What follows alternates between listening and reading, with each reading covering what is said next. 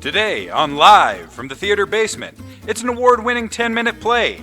Anne loves her partner Tom, but he doesn't always remember important dates, like her birthday. Now Anne fears that Tom has forgotten her birthday again. For him to make it up to her, she deserves the biggest birthday of all, Unbirthday, live. Today, live from the Theater Basement.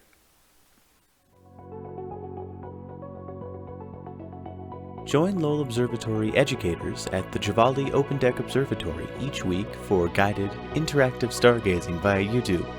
It's stargazing, reimagined at Lowell Observatory. I'm your host, Evan Luthi. Today on Live from the Theater Basement, our play is Unbirthday. Now, we're going to join Anne and Tom in their living room.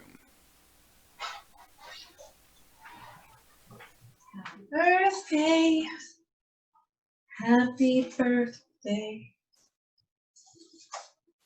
happy birthday to me.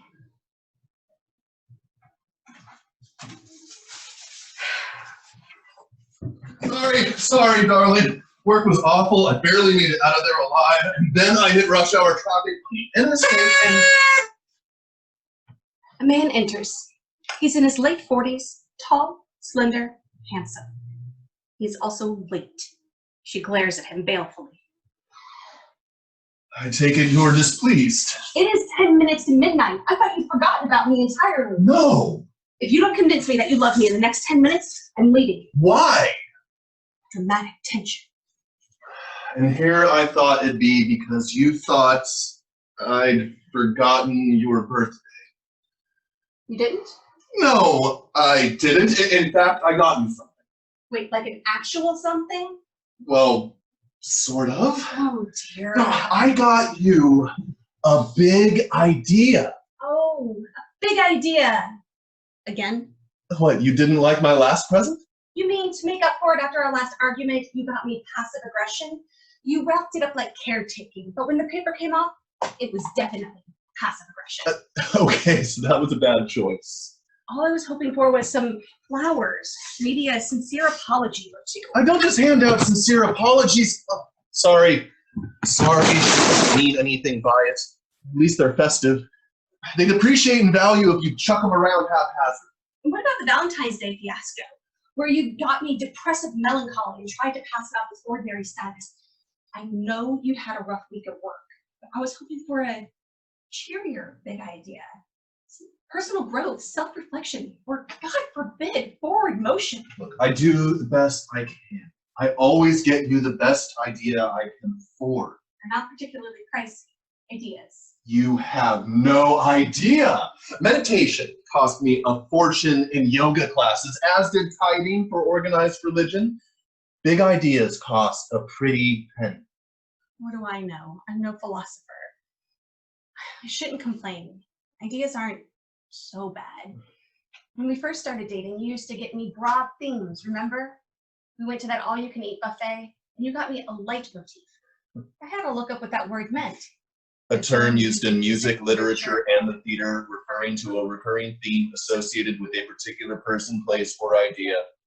Did you get that off of Wikipedia? No, I got your leitmotif out of an old college textbook. Literary criticism for dummies or something. Leitmotifs were all the rage. Everyone wanted one. I got you a blue one because you like blue. They came in different colors. I'd hoped you might collect all four. No, one leitmotif was plenty. When that didn't work, you got me a zeitgeist. It was very thorough. Where did you get that one? German Wikipedia. Hey, there's an idea. I could get you technology saturation or the internet age. I'd only use it to download porn. I don't believe you. Social networking. Too time consuming. And it's not real human contact anyway.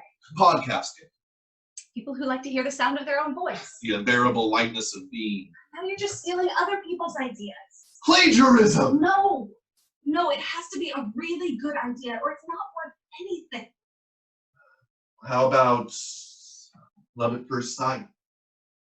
Remember when we first met? That was nice, wasn't it? We liked each other then. We were happy. Did you give me happiness? I'd like that. Damn it. No, I didn't even think of it. It's been a rough time at work. It is 7 minutes to midnight, and the countdown is on. I'm growing impatient. You've gotten me some lovely themes back in the day, but they don't make up for the theme of this evening, willful abandonment. And in your defense, all you can talk about is work, ambition, success, stability. You told me that we had more than enough of those. And besides, I thought you liked them. You said you liked them when I first got them for you. I did. Honestly, I did. It's just that success and stability aren't enough. Honesty. That's a good one. But not as good as the present I got for you today. Huh? I really worked at it this time. I asked some friends for advice. Your sister was a big help. She told me what not to get. I was originally going to get you truth. No, I definitely don't want truth. Why not? It's a lovely big idea. My last girlfriend adored it. Truth is just too flimsy for my taste. It's diaphanous. Diaphanous. Truth? It's just fluffy, inconstant. I mean, would you get your truth or my truth? And what if your truth came from JCPenney, but my truth came from Walmart? You judge my truth. How could you not? You don't just give away truth all unthinking. It's more of a wedding present. Or better yet, a silver anniversary. Birthdays aren't supposed to be so serious. Well, it's a good thing I ixnayed truth then. But then I thought, why think small? I almost got you materialism. But I don't like materialism. All that stuff. What's not to like? I was going to get you an idea bigger than the Joneses idea. The sort of idea that spawns large multinational corporations. You could have done anything with it. You could have retired to Fiji with it. But I wouldn't have been happy. Well, yeah, there was that. Your sister pointed that out too. And that's when I told her that if she didn't lay off, I was going to get her unwarranted negativity when her birthday came around, perhaps some bitter cynicism. That's when she stopped helping me shop for you. She's not into big ideas. She likes simplicity. She got me a wool sweater that she knitted herself. Well, I'm not much for handmade gifts or simplicity, so you'll just have to make do with success. I'm sorry. I shouldn't complain. You've gotten me lovely ideas over the years. You give me desire every day. Really? Still? After all this time? Oh, yeah. Wait, is there nudity in this play? Sexual tension is a clear thematic element. It's a family-friendly crowd. I think we're safe. Dan. You don't know him. Not yet. He's the sort of man who doesn't realize someone's flirting with him because he's too busy contemplating the vast, unknowable universe. When I first saw him, he was at the bar, sitting straight as a meerkat. I didn't want to startle him, so I slowly crept up to him. But then this woman crashed into him before I could get there. She was drunk and almost fell on top of him. She grabbed his face and said, "You look like someone arrogant. You're probably arrogant and famous and don't know anything about who you are." He looked hurt and sad, confused, which is how I knew he wasn't any of those things. I liked him on the spot. Soliloquy, huh? Well, what's the big idea? Identity, fame, small African mammals. Beauty. A brush with fame, maybe. Those aren't the sort of ideas that you pay attention to. And besides, I've gotten you beauty a whole bunch of times. Now you remember, I always put it in a very small box. And pay attention to beauty. Pay attention to you. And fame? What if I've gotten you fame? You get someone fame? I don't think that's how it works. You don't know her. Not yet. She's the sort of person who names her stuffed animals after major literary figures. She throws unbirthday parties for the joy of it. When we first met, we were auditioning for a play together, a Christmas play of all things. We're both Jewish. We were cast anyway. We got to share a stage kiss, except that every time we went to practice, she'd whisper, "L'chaim," in my ear, and we'd collapse in a fit of giggles. Opening night, we still weren't sure we'd make it through. Anyone you can laugh that hard with has to be the right one. No? So what's the big idea? Religion, theatrics? How about laughter? Laughter's more of an action than an idea. That's fair. One another soliloquy. Oh, please, have at.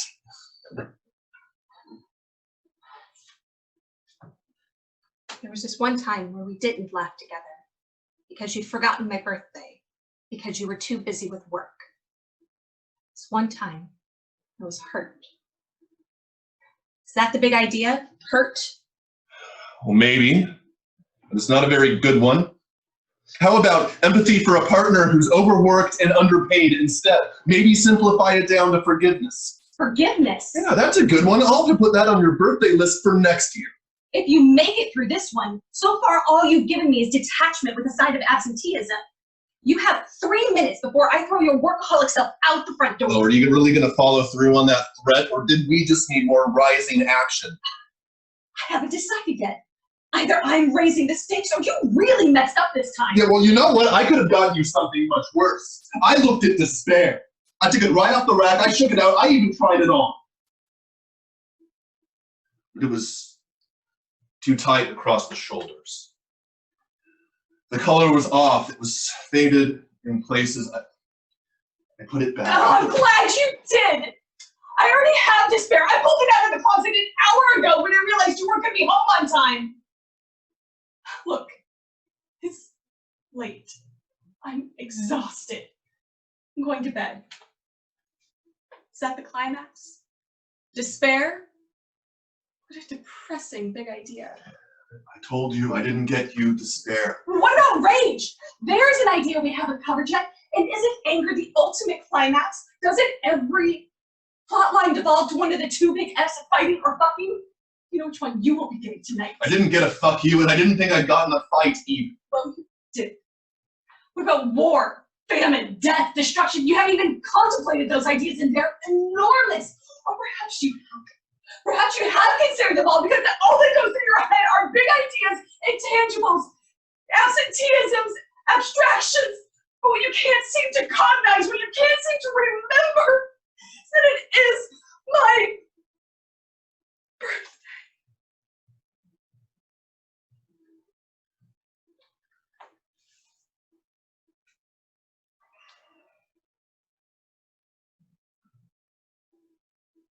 What's this? It's the climax. It's a For real this time? It's a card. Yes. May always and forever love on her birthday. May we celebrate many more together. Well, that's awfully silly of you. What's the big idea? I thought at first maybe something simple. Devotion, perhaps. But that didn't seem like enough for you. You deserved a more cosmic idea, the sort of idea that's unstoppable and unseen. So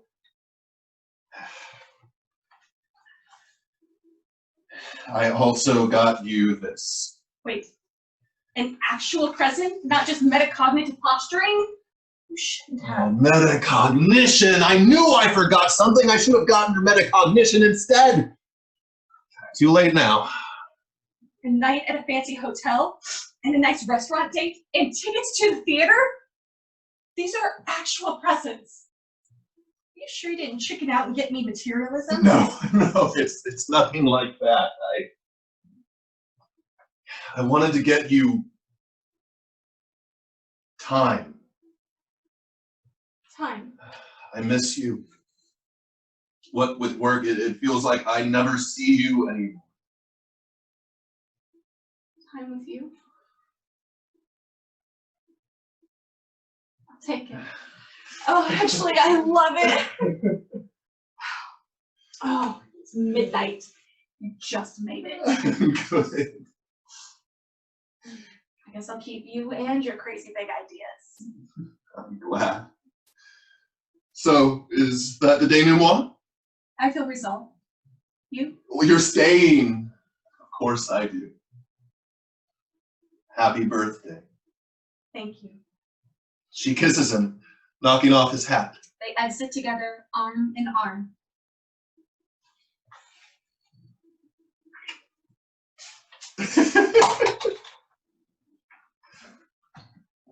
Oh, wait! Prescott Center for the Arts' main stage has been transformed into a cabaret, and they're back doing live theater here at the end of 2020. Check out the We're Back musical review at Prescott Center for the Arts. Unbirthday, written by Brooke Wonders and directed by Nancy Wonders. The role of Anne was played by Laura Burt, and the role of Tom, Richard Burt.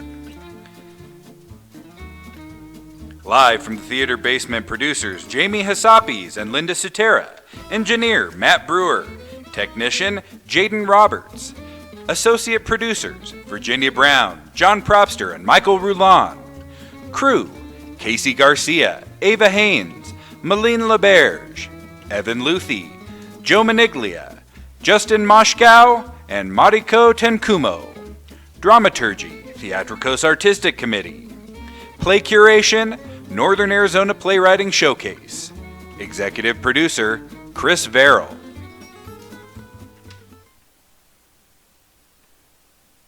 Live from the theater basement, streaming live on Sunday evenings at 7:30 p.m.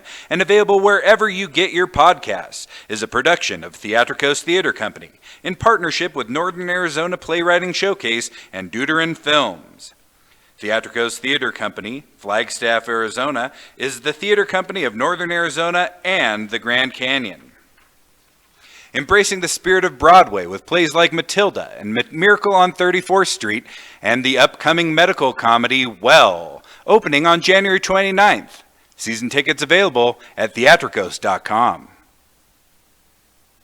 Live from the theater basement is a new show which has been in previews for a while and officially launched last month.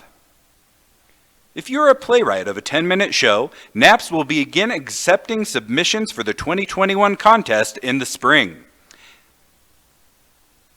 Email theater@theatrikos.com for submission guidelines.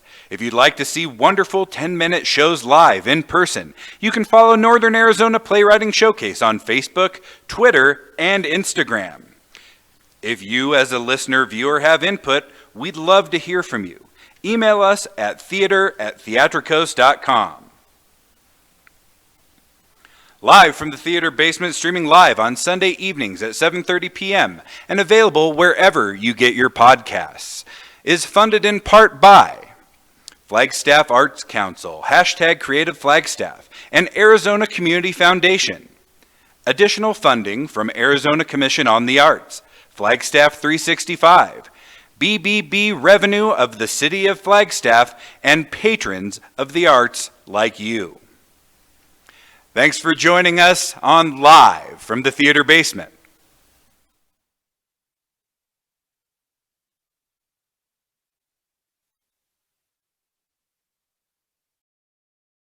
This is Theatrikos.